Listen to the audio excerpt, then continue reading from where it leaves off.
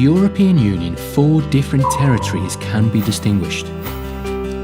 The Community Territory of the Politico-Economic Union of 28 member states that are located primarily in Europe, but also including ultra-peripheral regions that are fully part of the European Union, such as the Canary Islands, Ceuta and Melilla in Spain.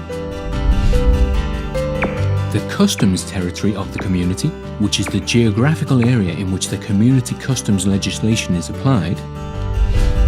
The Value-Added Tax Territory, with different rates of VAT being applied in different EU member states. Some territories, such as the Canary Islands, are excluded from the scope of the VAT territory, applying special rates. And the Excise Tax Territory, with taxes imposed on certain goods. There are differences in the member states' customs and tax legislation with regard to the ultra-peripheral regions, and this means that the customs procedures applicable to shipments from or to such regions are the same as for foreign trade flows. For example, for traffic between the Spanish Peninsula and the Canary Islands, the same consignment needs to be reported twice to customs, first at the point of origin and again at the destination in the following way. Once the information about the goods to be shipped has been sent in the form of the loading list, the freight forwarder then submits the export customs declaration electronically to customs. If the declared goods do not require a physical inspection or inspection of the documentation, customs will issue paperless clearance for the goods exportation. The export documentation will be submitted to the Border Guard Office in person. Once the goods have been loaded and the ship has left port, the shipping agent then sends the cargo manifest to the Customs Office of Exit. At the destination, the shipping agent will present the summary declaration for temporary storage in order to assign a customs destination to the goods within the community customs area. Finally, the customs declaration has to be presented to customs once more in the Canary Islands.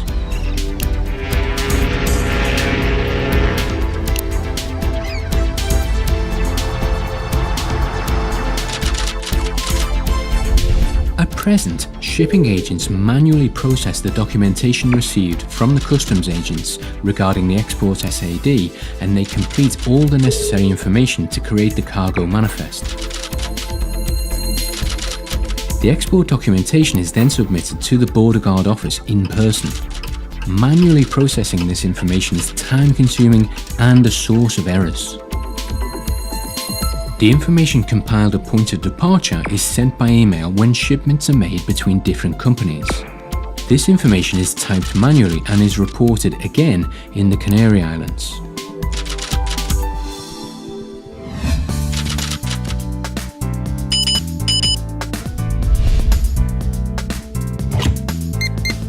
As all the information required to create the customs documents is compiled in Valencia Port's Port Community System, a prototype has been developed to adapt the shipping agent's systems and to collect the information at the point of departure.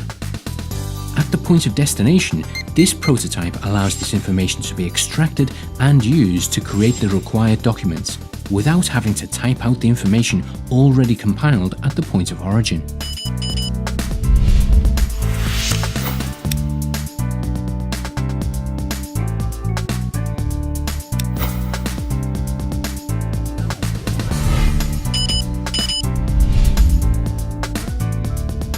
The Valencia Port Foundation has developed a complementary solution in order to facilitate trade with ultra-peripheral regions in accordance with new legislation. The export SAD is eliminated for shipments of less than €3,000 or for those that take place between the same companies. This prototype enables the digitization of the export documentation, which until now had to be presented in person. This information is sent electronically to the Border Guard Office. The solution proposed will decrease the amount of information which needs to be filled in for trade flows with ultra-peripheral regions, cutting down on the time spent compiling such data and minimizing errors in the documents submitted to customs. Although the value threshold for this simplification is relatively low, this simplified process represents a very significant improvement for consolidated shipments.